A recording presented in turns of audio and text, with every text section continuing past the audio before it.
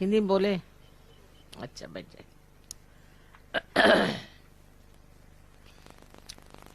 सहयोग का ज्ञान सूक्ष्म ज्ञान है और सूक्ष्म ज्ञान को प्राप्त करने के लिए हमें भी सूक्ष्म होना चाहिए। और ये सूक्ष्मता क्या है कि हमें आत्मा स्वरूप होना चाहिए। आपको मैंने लेक्चर में बताया था कि हमें आत्मा स्वरूप होना चाहिए और आत्मा से ही हम इस सूक्ष्म ज्ञान को समझ सकते हैं, क्योंकि आत्मा का अपना प्रकाश है और वो जब प्रकाश हमारे ऊपर प्रकटित होता है तो उस आत्मा के प्रकाश में ही हम इस सूक्ष्म ज्ञान को जान सकते हैं। ये हमारे ही अंदर ये आत्मा है, ये परमात्मा का प्रतिबिंब हमारे ही अंदर आत्मा स्वरूप है। और कुंडलिनी जो है ये परमात्मा की जो शक्ति, इच्छा शक्ति है, आदि शक्ति, उसका प्रतिबिंब है।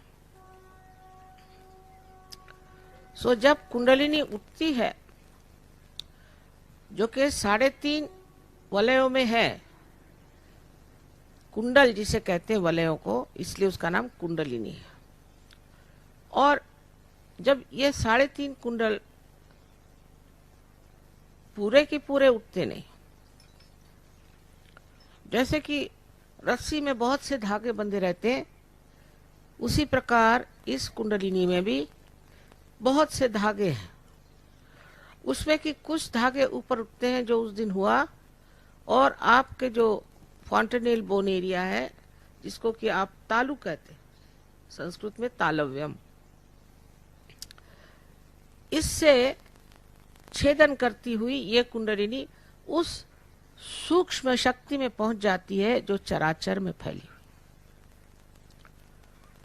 जब उस सूक्ष्म शक्ति में इसका योग हो जाता है तो आत्मा का जो पीठ है वो यहाँ है। सारे चक्रों के पीठ सब सर में है और ये सारे चक्र हमारे अंदर हैं साथ, उसके बारे में हम आपको कल बताएंगे। तो ये जो कुंडलिनी शक्ति जो आपके अंदर जागृत हो गई, इसके ज्यादा से ज्यादा धागे ऊपर उठने चाहिए। तो सबसे पहला अनुभव आपको आएगा जिसे हम कहते हैं निर्विचार। निर्विचार समाधि, समाधि को अंग्रेजी में कहेंगे अवेयरनेस। पर समाधि मैंने जो समा गई हुई बुद्धि है वो। तो पहले जब बुद्धि समाती है इस व्योम में, इस नए आयाम में, इस नई धारणा में, इस ब्रह्म चैतन्य में, उस वक्त समाधि कहते हैं।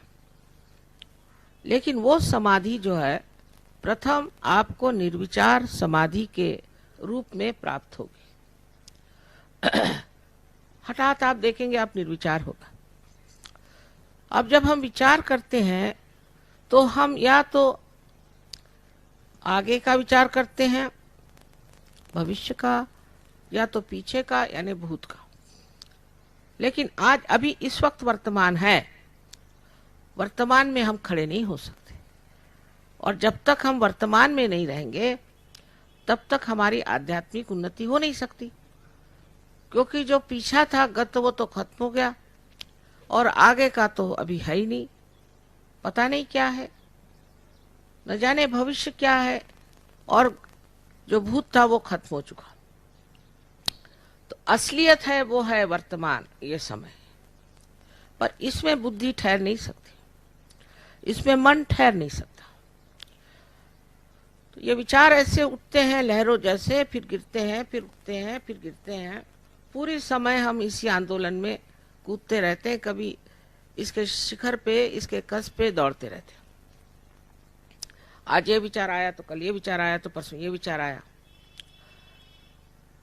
लेकिन जब कुंडलिनी आपकी चढ़ती है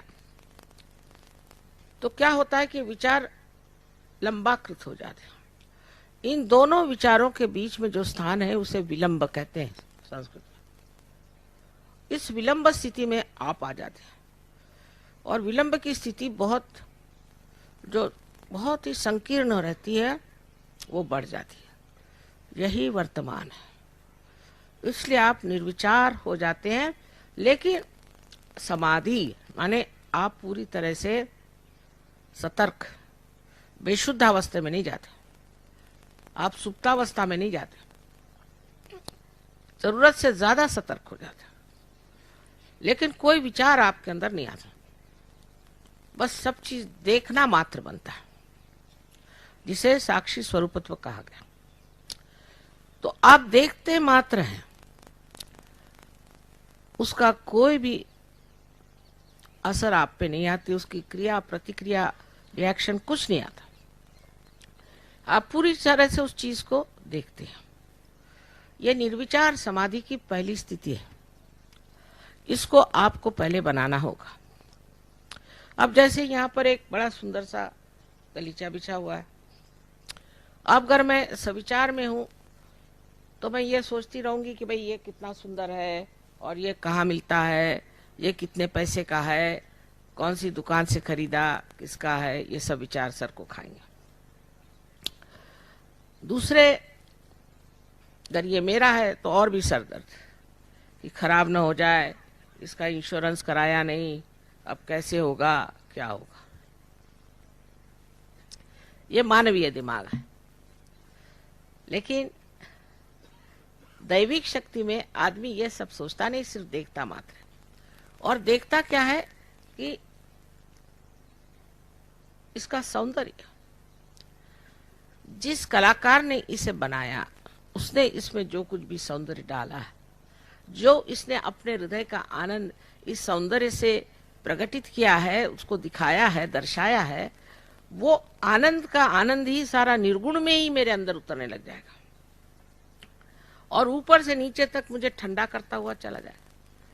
तो इसका जो बनाना है, जिसने बनाया, इसका जिसने सृजन किया, उसका भी कार्य पूर्ण हुआ और हमारे लिए भी कितनी बड़ी बात हो गई कि बगैर सोचे समझे हमने इसका आनंद पूरे से पूरे उठा लिया।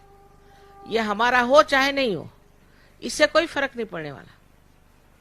इस प्रकार आप निर्विचार समाधि में उतरते हैं। यह आपको शांति प्रदान करता है। निर्विचार समाधि आपको शांति प्रदान करता है और आपकी आध्यात्मिक शक्ति बढ़ती जाती है। जब आपकी आध्यात्मिक शक्ति बढ़ जाती है तो आपकी सृजन शक्ति भी बढ़ जाती है और ये जो सृजन शक्ति बढ़ेगी, इस शक्ति से आप अनेकविध कार्य कर सकते हैं। हठात